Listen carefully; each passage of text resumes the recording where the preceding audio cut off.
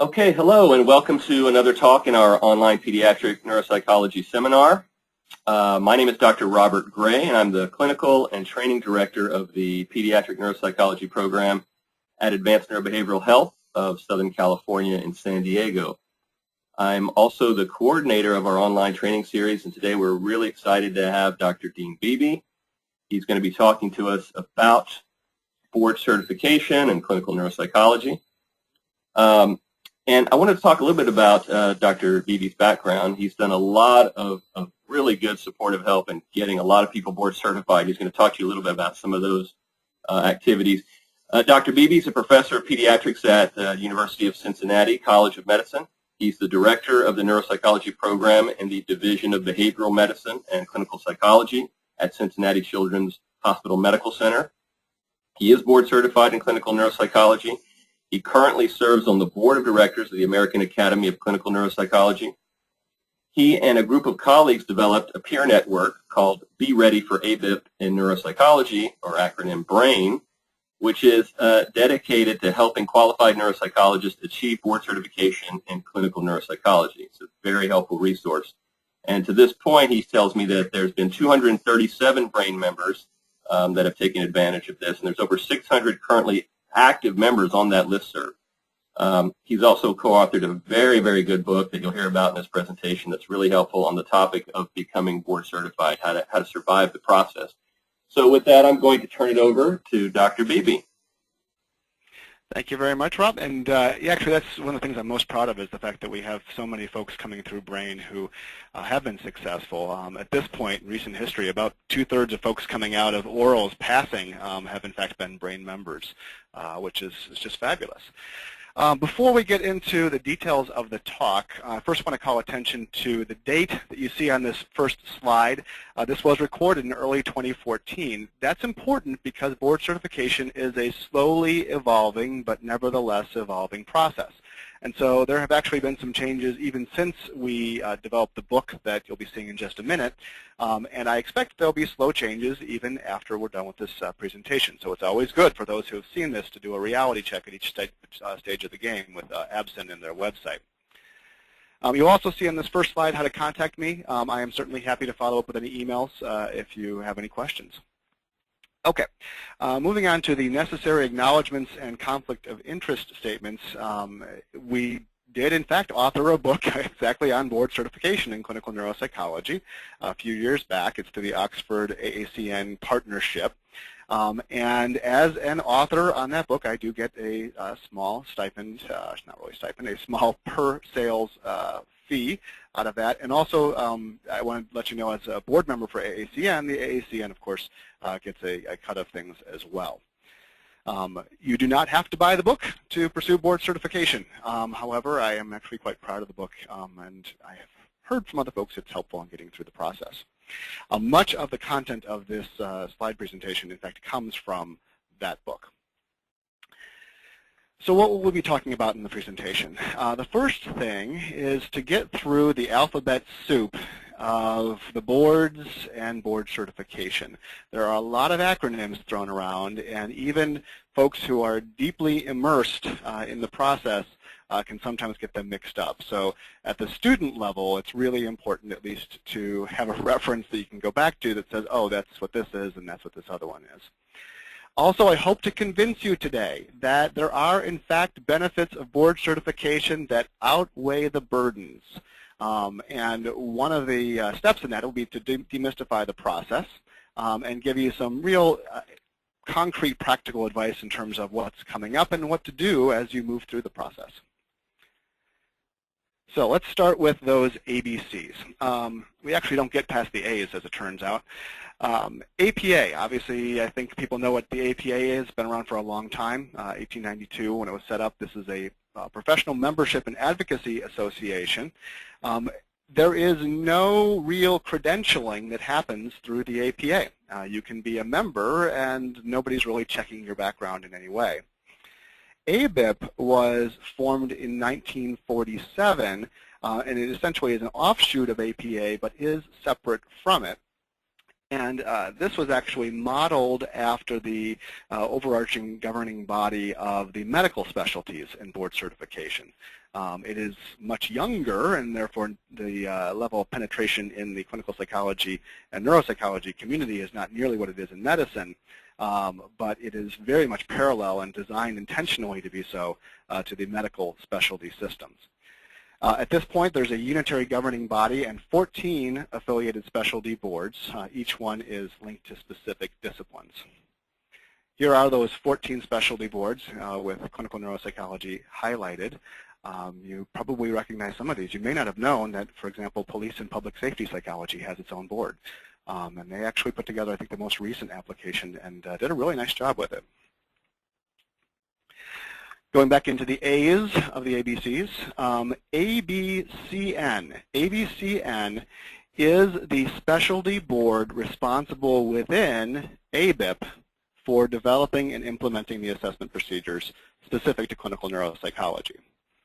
So these are the folks doing the assessments. These are the folks doing the certification.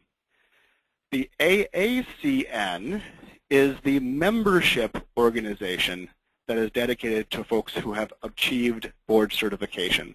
There are also affiliate and student memberships you can get, but voting members are all board-certified clinical neuropsychologists. It's important to know that the AACN and the ABCN are legally separate, and that was only done because there is a potential conflict of interest between an organization that does credentialing and an organization that perhaps promotes the process. AACN is focused much more heavily on advocacy and on education. So that's a very important distinction that folks often get confused. ABCN does the certification. It's the subspecialty, it's the specialty board within ABIP. And AACN is a membership organization. People pay dues to the AACN. It does happen to be comprised entirely, in terms of the voting membership, of board-certified folks who are board-certified in clinical neuropsychology. Okay. The next letter will be B in brain. You heard a little bit about that from Rob.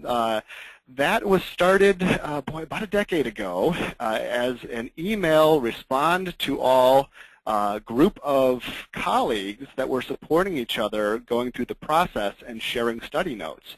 And it has evolved to have a web presence, a listserv, and it's now over 600 members strong on that listserv. We've had over 800 in the history of the list in its entirety, and a couple hundred of them have now gone through board certification, and many of those folks are staying on the list to be an explicit support to people who are coming through. I'm excited to say that there are some new leadership coming into Brain that has some great ideas for expanding the role and for really energizing things. I'm looking forward to seeing what comes from that.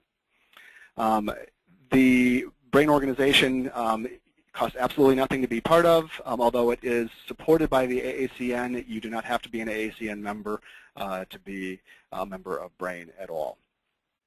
There are study groups that are organized formally through Brain. There are study outlines, all sorts of supports through the organization. So I would strongly encourage folks who are pursuing board certification to consider joining Brain. And then the final one I want to talk about is APPCN. This is the Association of Postdoctoral Programs in Clinical Neuropsychology, founded in 1992. This is a group of postdoc programs that really share the common mission of preparing folks for competence in clinical neuropsychology, often with the explicit focus on preparing folks for board certification in clinical neuropsychology. There are other boards out there. And by the way, this is also true in medicine. There are the primary boards, and then there are a few secondary boards that are out there as well. And there's really no way of preventing that from happening in any discipline. ABN, formerly known as ABPN, is the American Board of Professional Neuropsychology, and ABPDN is the American Board of Pediatric Neuropsychology. Neither one of those has a formal affiliation with ABCN nor with ABIP. So ABIP being the clearly largest body that issues board certifications, and actually ABCN being the largest specialty board within it, these two are not affiliated at all with ABN or with ABCN. Okay, so you're saying to yourself, why on earth would you want to pursue this? Because, good Lord, you've gone through so much. You just finished your doctorate. You certainly don't want to take any more tests. If you have to see another test, you might scream. And yet, I'm here hoping to convince you to go on and pursue board certification. Well, I'm going to tell you, there's a few benefits to it. I think there are benefits to the practitioner, to the public, and to the profession. Let's start with the benefits to the practitioner. First of all, if you work at all in a medical setting, your colleagues probably already assume that you're board certified for a very simple reason. They have to be board certified. In fact, they have to be board certified and recertified on a regular basis. So for them to learn that you're not board certified might be sort of a head scratcher for them. And one thing you clearly cannot say to them is there is no such process in clinical neuropsychology. There absolutely is. You can not also say that many folks are not getting certified, when in fact many folks are. At this point, we are at over 900 board certified clinical neuropsychologists. The pace is such that we will cross the 1,000 mark in the next 1 to 2 years. I don't think we'll quite get it in 2014, but we could. But we'll probably get it somewhere in the middle of 2015. That is by far and away much larger than any board certifying process in professional psychology, including those two other boards combined. Better pay and job security. And this is difficult to demonstrate a cause-effect relationship, but amongst the many correlative relationships with salary, board certification certainly is a good predictor. Folks who are ABCN certified earn about 1/3 more on average and have reported better job satisfaction than other colleagues. There definitely are some institutions that link bonuses, promotions, or hospital privileges to board certification. And some, although it's still relatively few, are actually beginning to require board certification as a condition of employment. And that is an increasing, though still small, number of institutions. You may be able to come in without board certification, but within a certain number of years, you are required to have it. Certain systems, including the very large VA system, actually has a pay differential linked to becoming board certified. If you happen to be in private practice where you're having to pay your own insurance, being board certified may actually help you in terms of costs because the liability insurance that you'd have to buy is often discounted for folks who are board certified practitioners.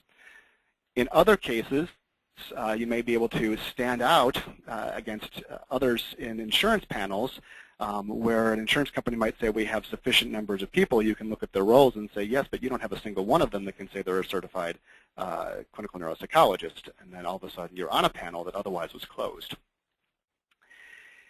Across states, every state sets their own rules for becoming licensed, but many states do waive portions of the licensure process for folks who are board certified. Often it's the credential review process that every state goes through. I just mentioned the insurance panels. And then finally, the personal and professional development end of things.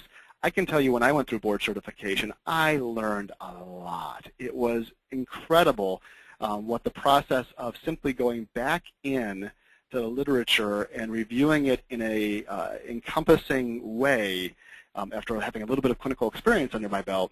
It really augmented the way I was approaching cases, the way I was thinking about my work on a day-to-day basis.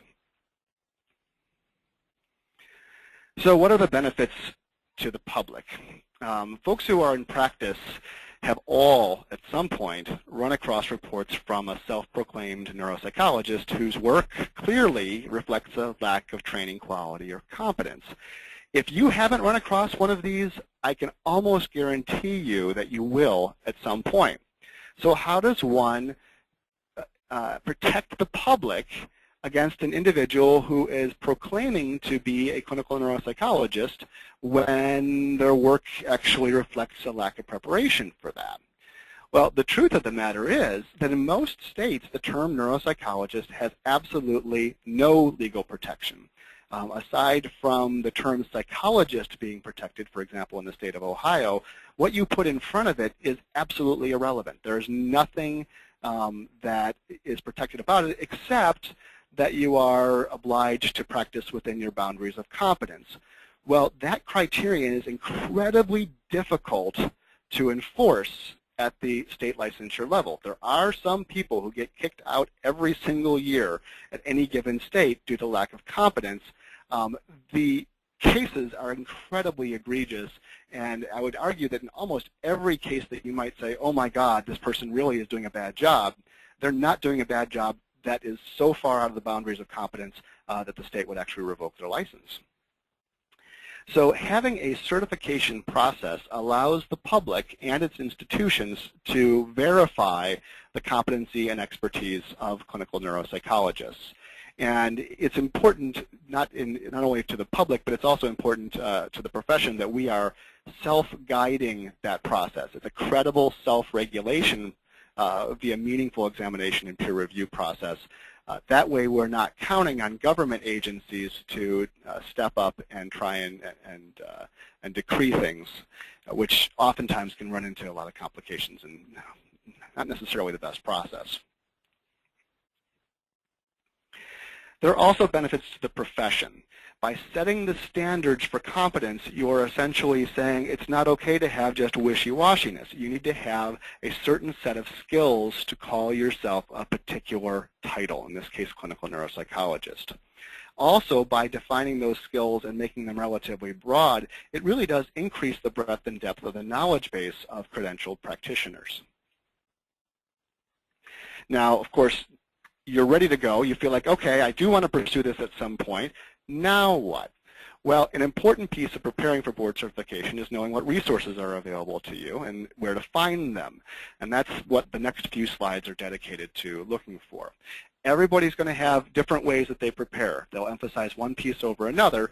We're going to give you a fairly broad set here in hopes of showing you a couple, at least, that you might personally enjoy. Okay, ABIP. The website itself actually is a great starting place. That is where you're going to find links to the actual initial application. But it will also provide you an overview of what board certification means to psychology in general and to the public. At each step of the process, you're going to be coming back to ABIP. It's in some way or another. Even if you are on the ABCN website, odds are when you click a link, you're going to get brought over to ABIP when it comes to actual application materials. The ABCN does include a description of ABCN and advantages of board certification, and a much more detailed description of the requirements, an overview of the examination process. What I have found that website particularly helpful for is it is constantly updated with the listing of examination dates and deadlines, so that as you are moving through the process, you can know when you need to have things in by. Also answers to frequently asked questions, and links to the necessary application materials.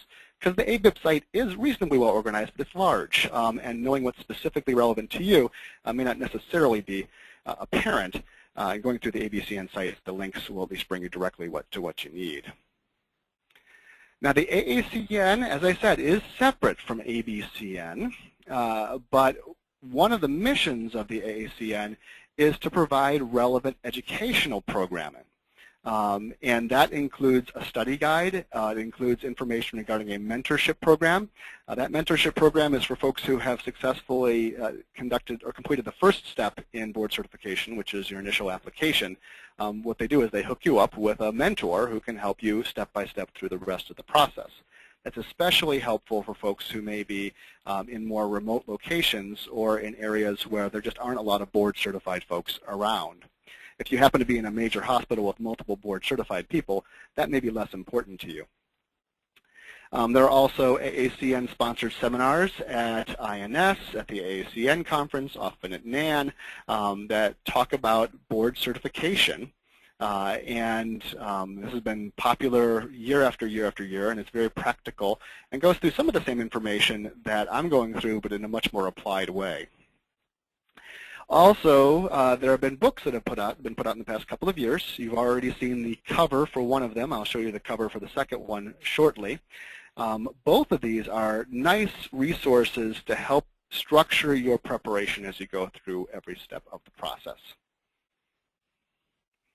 I mentioned to you BRAIN, how it has study outlines, flashcards, sample tests, listserv.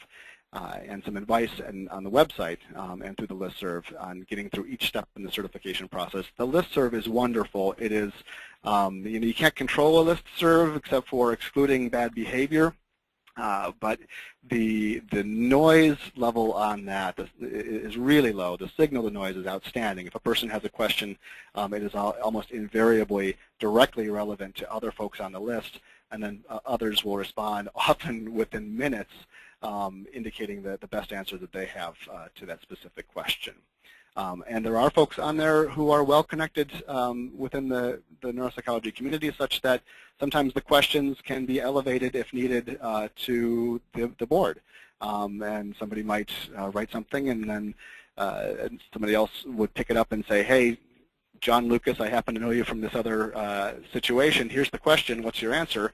John Lucas happening to be the lead of ABCN at this moment. And then while he's not actually on the list, which is good because it would intimidate the heck out of everybody else on there, his answer can get relayed back to the group. Also, I think one of the biggest benefits of that organization is that there are people who are dedicated to specifically setting up study groups that are in some cases geography specific, some cases they are far-flung via phone, and there are different steps for the written exam and the oral exam in particular. Okay, so you now know your resources, and hopefully you are interested at least or curious about what actually comes out in the whole process. What do you have to do to get from saying that you're a neuropsychologist to saying you're board certified in clinical neuropsychology? There's 4 steps, and you have to follow through each step in order. You can't necessarily jump the line in any way, although you should always be thinking ahead. The 4 steps being the initial application, the written examination, submission of practice samples, and the oral examination. These are the current fees. And again, this is as of 2014. Now, these have been the same for a long, long time. And they do just barely cover the processes that are required to actually conduct the evaluation process. I do believe for the written exam that Prometric, who are the folks who administer the computerized written exam these days, there may be a fee associated with that as well, but I don't believe it's huge in addition to it. You'll notice the application has a little asterisk next to it.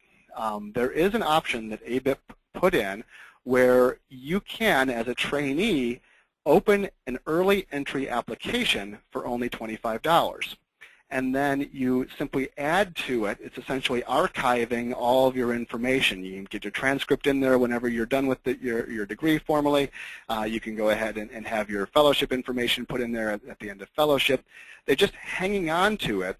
And the great thing about this is that it only costs $25, and then whenever you're ready to pull the trigger and say, yes, this is my completed application, we're ready to go, you don't pay any more. So you never actually end up paying $125, you only pay the $25. Looking at that initial application, I have to be honest, the biggest hurdle here is emotional and mental. The actual application itself is nothing more than procedural. And if you're a postdoc and you haven't yet filled out insurance paperwork, you will quickly recognize the amount of procedural things that you have to do, particularly in terms of getting on provider panels, or if you're in a hospital, getting in a hospital group. And there's a lot of paperwork associated with it, and this is actually fairly minimal. And if you are part of an APPCN program, it's actually very easy to go through the paperwork. But let's talk about what the requirements are. All applicants need to have their doctorate. It can be clinical, counseling, educational. It can be a PhD. It can be a PsyD. You do have to have a state or provincial license to practice psychology, provincial referring to Canadian licenses. You do have to have specialty training in neuropsychology, and depending on when you get your degree or you finish your degree, there are somewhat different requirements. Anybody in postdoc right now has the full set of requirements on them.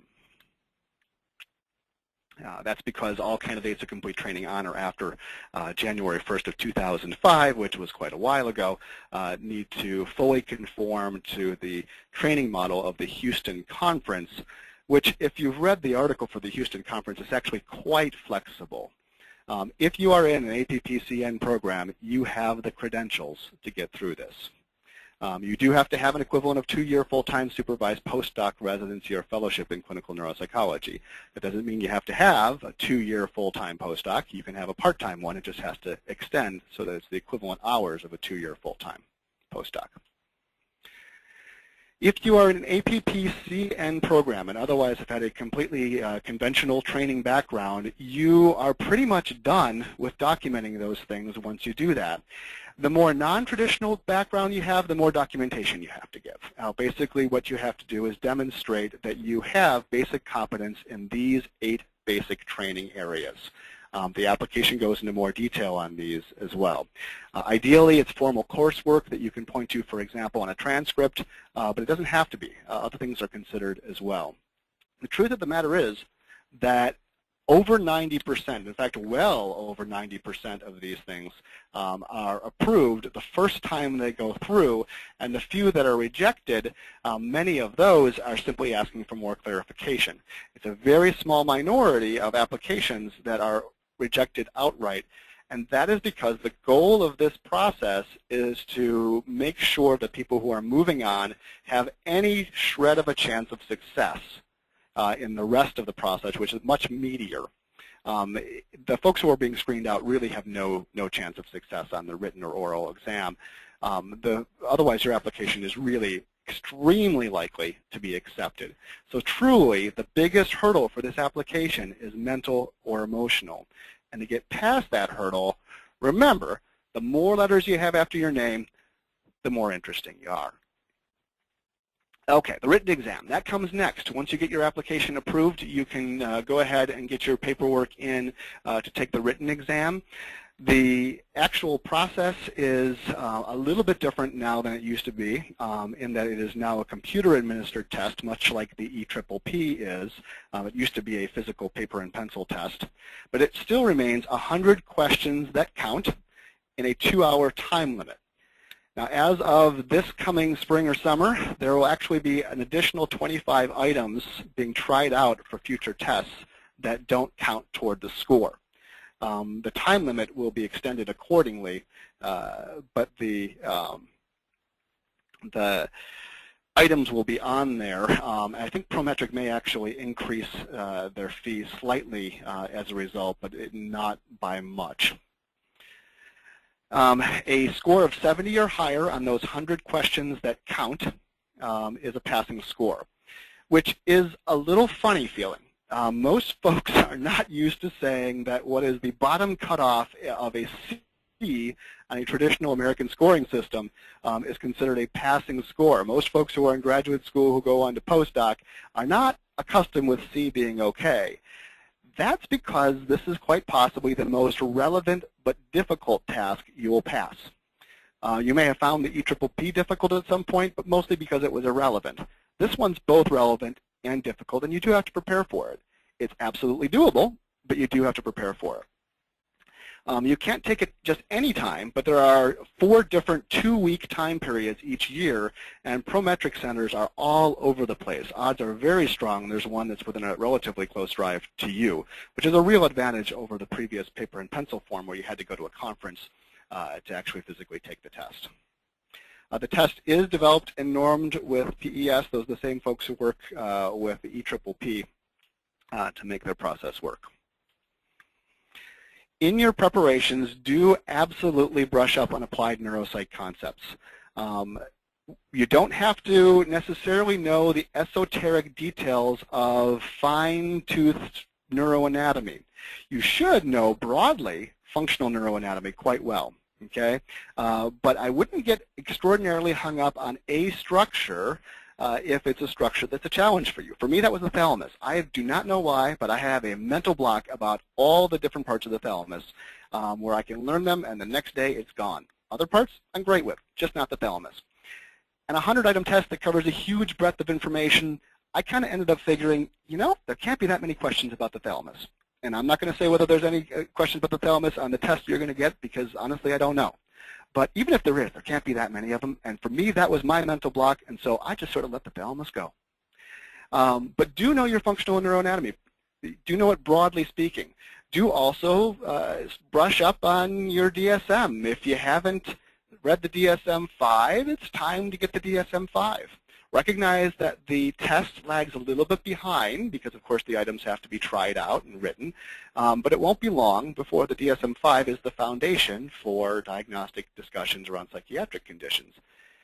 Remember to look over relevant psychometric and statistical topics. Decision theory is relevant to clinical practice.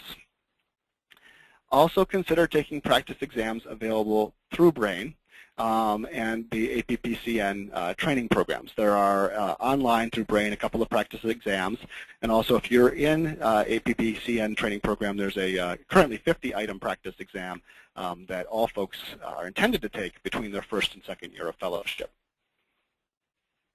Don't, as I said, over-focus on any one specific topic, and don't lose the forest for the neuroanatomical trees. There is always more to learn about neuroanatomy. You can geek out incredibly on neuroanatomy. I don't want to dissuade you from learning neuroanatomy because it is important, but if you are delving deeper and deeper and deeper into the minutia of neuroanatomy, you're going to miss important concepts because, honestly, you will forget important concepts in broader clinical practice. You really don't have to know about esoteric statistical modeling techniques, but you do have to know functional statistics. You do not have to know about reliability. You do have to know what that means in terms of what your scores will look like upon retest, for example. Don't spend a whole lot of time at this stage on ethics, not because ethics are not important, but because ethics are really an applied topic. And the written exam is about applied stuff, but mostly applied factual knowledge. And I don't think that ethics is best assessed by saying, what is this particular rule or regulation? It's more often where you want to have a conversation around ethics, and that's, in fact, why it's part of the oral examination instead. What are your resources for the written exam? As I mentioned, Brain has the website, also has the listserv, and peer study groups, whether through Brain or outside, are just really helpful in keeping you on track. Honestly, I don't know that it was terrifically useful for me to have more facts coming from my peer study group that I was in. What was really helpful is it kept me motivated and going.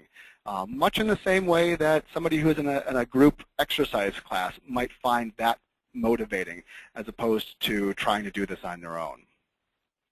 The AACN also has a study guide and the mentor system I was mentioning before. And then here's that second book I had cited earlier, the Neuropsychology Study Guide and Board Review. It just came out this past fall.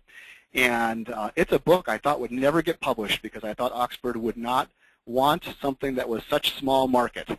But they worked with us, which is fabulous. And what you have is a series of chapters written in very condensed study note-worthy format by the experts in their area. All pulled together by Kirk Stuckey, Mike Kirkwood, and Jock Donders, and overseen by them. And it is, I think, a tremendous resource, such that I actually think that it's going to replace some of the things that Brain has on its website, because these are the experts writing these things, as opposed to Brain, where it's a bunch of folks studying who are writing notes for other folks who are studying. In terms of conflict of interest, I get nothing from that book, by the way, although as an AACN-affiliated book, the AACN does get a small amount of the proceeds. Okay, you've gotten past the written exam and you're still looking for motivation, and that picture, which really is not me, I swear to God, is your motivation. For moving on to the practice sample review. If you feel like there is a chance that you pass the written exam, and I can tell you, walking out of it, I didn't know. It could go either way. Fortunately, I passed. I'm very glad I passed. I'm also glad that I was starting to look for cases. And the goal was to not waste a whole lot of time breathing in between when I could actually be pulling things out of my files and trying to see what would put together a good package that represented what I was working on. And the practice sample review is really about sending in a representative sample that shows what you know about clinical neuropsychology. You will be sending in online 2 of your original neuropsych evals, along with all raw data, all test score summary sheets, what's called a professional data sheet, which is outlined very nicely in the materials. It's only one page, and it's just a very brief vita, really. And then some supplementary information about the practice sample if you want. You may have heard from someone who went through board certification 15 years, 20 years ago that they had to put together this whole mini dissertation worth of materials. You don't have to do that anymore. You haven't had to do that for a long time. In fact, frankly, no reviewers want to read that much stuff. It's a 3-page max at this point of supplementary information in the event, for example, that there's something about the way you practice, which is unique, that you want to communicate to the reviewers. Don't bother trying to pick the perfect case. There is no such thing. Pick cases that are moderately complex, reflect your patient population, and demonstrate your understanding of neuropsych principles. Have them be different enough that they showcase different knowledge bases for you. Now, if you work in a clinic that sees a lot of folks who have traumatic brain injury, that's fine. But perhaps you have somebody at different stages in life that have traumatic brain injury, or that you can showcase your knowledge of multicultural issues by seeing kids who have different backgrounds. Really, if you think about the job of the reviewer, they have to say, yeah, from what I see, this person knows what they're doing. And it's hard to do when you aren't giving them enough stuff to work with. That's why the really slam dunk cases are not quite as helpful. The overly complex cases, you know, that might help them at this stage, but I'll tell you they'll turn around and bite you later, and I'll tell you why in a little bit. So I would suggest a moderately complex set of cases that are reflective of what you do. Don't do the ones that you really want to show off in your case conference because they're so cool and interesting and nobody sees them. Go with the cases that you actually know. Do absolutely have colleagues critique your cases, including at least one board-certified neuropsychologist. They are not there to edit the cases or rewrite the report. They are there to tell you whether, in their estimation, it's showing what you know. Also, absolutely be obsessive about redacting information on those reports, and always, always, always check your test scores.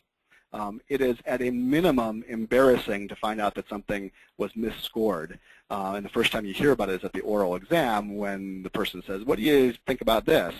At most, it can actually cause you to get into trouble in terms of actually being able to pass this stage of the process. Moving on now to the orals. The last hurdle here. This is broken into 3 hours. One is a review of professional and ethical issues. The second is a practice sample review. And the third is the fact-finding. The reason I say that you shouldn't pick the incredibly complex cases for your practice samples, especially if they are atypically complex, is that you are going to want to prepare everything you can think of about those cases for the practice sample review. The practice samples are the only part of this process that live on from step to step. Honestly, no one who's involved in the written exam cares if you had to go through a couple of iterations of your application.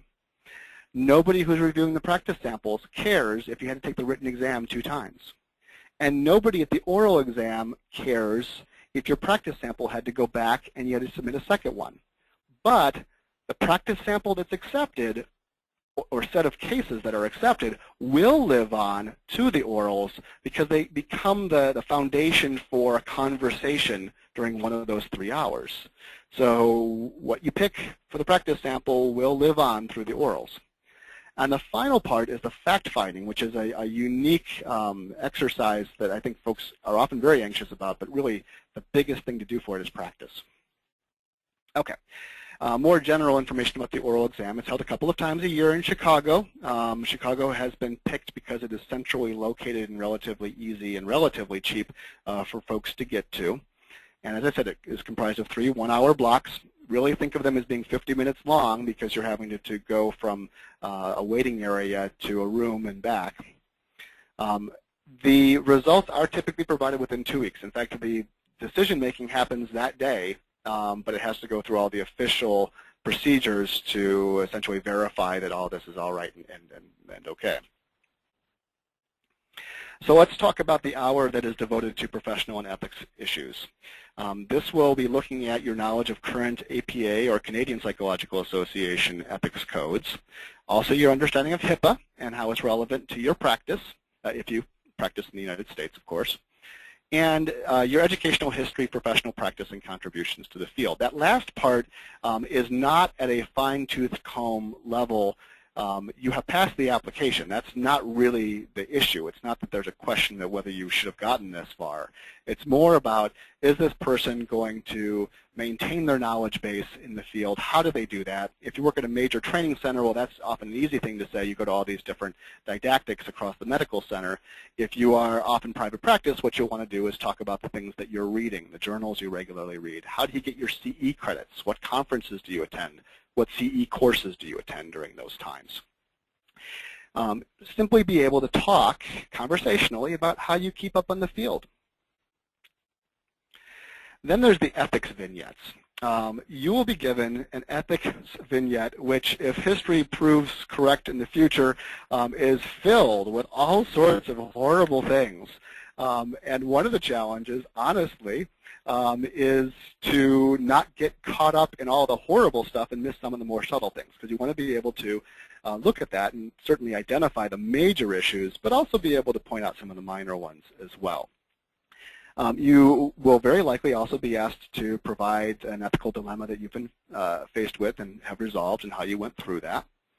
And then, as I mentioned, the professional issues, a summary of the things that you are doing. Do absolutely review the ethics codes and pertinent laws. Don't memorize these things by standards and numbers. You need to know the theory, you need to know the conceptual, and you do need to understand the specifics without having memorized word for word the specifics. Do absolutely review some articles and books that cover ethics applied to neuropsychology, because it's going to come up with examples and ways of thinking about ethics applied to neuropsychology that you may not have experienced personally, at least not yet, but that are relevant in many cases. And absolutely don't plan on just winging it based upon the fact that you took an ethics course 3 years ago in graduate school, or that you read the ethics code once or twice last time it came out. Moving on to the practice samples review. In theory, you could be asked anything during this hour. In practice, those practice samples help to structure the conversation. And the reviewers of your practice samples actually are asked to provide questions that are relevant to your samples for the person who's giving the oral examination. The oral examiner doesn't have to use those questions, but they are often a very nice starting point that are given to them. So much of what's going on will be relevant to your cases. Now that said, there's a lot going on with your cases. If the person's taking medications, you should know about the medications and what their effects are and what their mechanism is. Certainly know about the conditions that people have. Know about multicultural issues, know about developmental issues as they relate to the cases that you submitted. Know about the tests that you gave and have reasons for why you do things the way you do. You do have reasons for why you do things the way you do. You just have to be able to articulate that. And actually, I found personally that I needed to sort of write down answers for myself. I'm a little bit on the anxious side, so I wrote down answers for myself, not because I could bring any sheets in with me. You can't. But because that helped me to work through my thinking process so that when I got in the room and was anxious as heck anyway, I didn't just freeze up. I already mentioned the stuff that's here. The examiner is going to ask you questions regarding the 2 cases that you submitted. I did not mention to you previously, but I should now since it said 3 or 4 reviewers. The practice sample will initially be reviewed by 3 people. If at least 2 of them says yes, then you get to move forward to the oral exam. If 2 of the 3 say no, but the 3rd says yes, a 4th reviewer is called in, and if they say yes, then you move forward. The only way that they're rejected is either if all 3 reviewers say no, or if 2 of the 3 reviewers say no, and then that 4th person comes in and also says no. Okay. Moving on finally to the fact-finding in the interest of time. what this involves is coming into the room, and you'll be given a 1 or 2 sentence vignette on 2 different cases. And these are actual clinical cases. Very typically, we're talking about a pediatric case or a very clearly adult case. And then you pick which one of those that you want to cover. And your job becomes to gather all relevant case information, including the presenting concerns, relevant history, behavioral observations, test results, any other assessments that are conducted outside of neuropsychological testing, all in a very short period of time, and then come up with your summary and impressions and thoughts on differential diagnosis, likely localization, at least in terms of anterior, posterior, left, right, subcortical versus cortical presentations, possible etiologies, relevant social and psychosocial issues, a concise summary of the testing results, and then recommendations. There are 2 major pitfalls that I have seen happen in this. One is poor use of time, and the other one is not letting your thought processes be heard by the examiner. Just like I said that the examiner in the, or the reviewer for your practice samples has to sign off on, yeah, this person knows what they're doing, the examiner here has to be able to sign off on, you know, this person basically understands the important steps in reasoning through a clinical case. And you may actually come to the correct answer, but if your reasoning isn't clear, that's not a great performance. Conversely, if you have really good reasoning and you are talking your way through things, and the examiner can see why you went the direction you went, even if it wasn't specifically the right, for example, lesion location, that is a good presentation. It is not about getting the right answer. It's about following a reasonably good clinical process. You'll have 50 minutes to collect all the data and summarize your findings. So this is one possible timeline. What many folks do is they get their case and they say, can I have a minute to set up my template? And what they do at that point is they just spit out this rote template of all the different things they need to know before conceptualizing a case, and that helps them to organize their thinking. I actually encourage folks to have that template in mind and then for them to go ahead and write it on a sheet of paper right away for a very simple reason, and that is that you will be anxious. And when you're anxious, it is very easy to forget important domains that you wouldn't normally forget. And so we wouldn't want to have that be the representation of your knowledge base when, in fact, outside of that anxiety-provoking situation, you would do just fine. So write out the template. And they're absolutely accustomed to that. The examiners are, at this point, completely comfortable with that happening. Then I would take about 10 or 15 minutes to collect the patient's history, another 10 minutes to collect, review, and discuss test data, another 5 or 10 to talk about the history, data formulation, and present diagnostic conclusions, and then 5 or 10 minutes to talk about other etiologies, because oftentimes the examiner will withhold information from you, especially if you ask about a relevant and definitive piece of information, until the end, because they don't want to get to the answer, so to speak, too quickly, and therefore not allow you to really show what you know. It's not unusual for an examiner to get the question, what does the MRI show? And the examiner will have to say, you know, I can't tell you that right now. Or in my case, my examiner said, you know, I can't seem to find that right now. I'll see if I can come up with it later.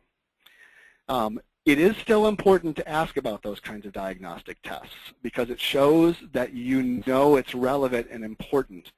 And you may actually get them. Either in a verbal form or sometimes in pretty obvious cases, they would give you actual scans to look at. But don't be surprised if important pieces of information are withheld, or what they'll sometimes do is just make something up at the end to see how you would handle a twist in the case. Because again, it's not about getting the right answer. It's about the process that you are going through and that is intended to show what you do with clinical cases. I actually mentioned both the things on this slide is it's not just to figure out the medical condition, it's to show what you know. Okay, that's it. It's actually quite a bit, and it can take 1.5 years to get through.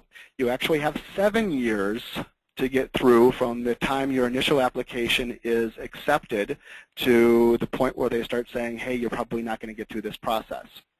Honestly, If it's taking you 7 years, it means that you found some way to live your life that doesn't require you to be board certified, and you're probably just as well not having it.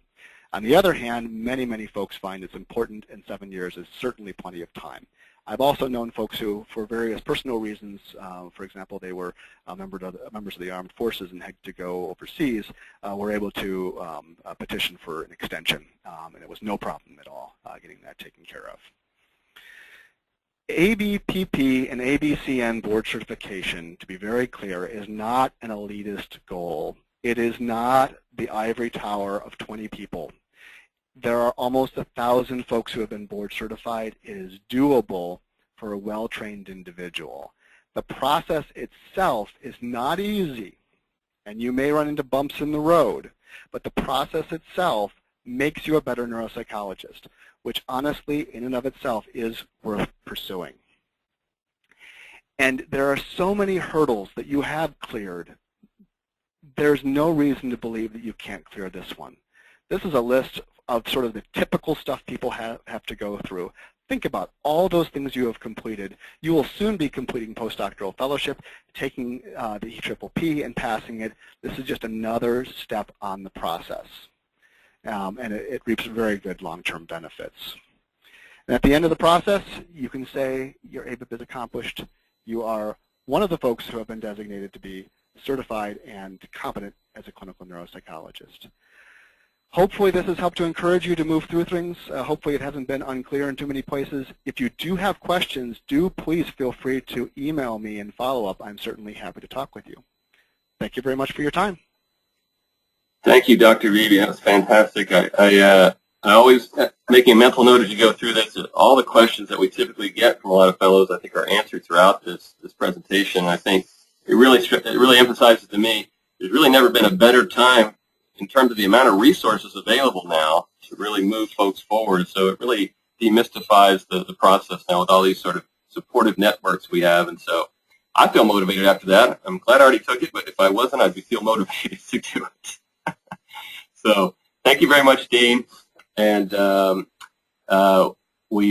anybody who has any questions, those resources are there, and Dean is available to email.